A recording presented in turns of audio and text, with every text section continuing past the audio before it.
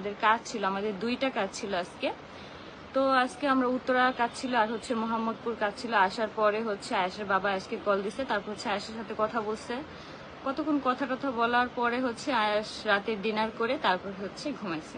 আয়েশার এখন time schedule আয়েশ হচ্ছে মেনটেন করে, আমরা মেনটেন না করলে, ওই যে আমরা এখন কয়টা বাজে, এখন মনে হয় 10:30 বাজে, আমরা না ঘুমাইলেও সে কিন্তু তার টাইম মতো ঘুমায় যায়, তার টাইম মতন খাবার সবকিছু আম্মু সবসময় একদম তাকে টাইম টু টাইম সবকিছু করে।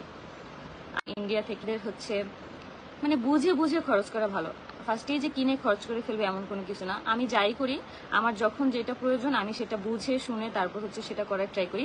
ভবিষ্যতেও আমার মানে মানে টাকা পয়সা খরচ করার মানে এই ব্যাপারটা হচ্ছে ভবিষ্যতে আমার মধ্যে এরকমই থাকবে। আমি যত টাকা ইনকাম করি না কেন, মানে আমি সবসময় হচ্ছে বুঝে শুনে খরচ করতে আর কি বেশি পছন্দ করি। কারণ এক গাদা খরচ করে তো কোনো লাভ নেই, কোনো দরকারই নেই এক গাদা খরচ করে।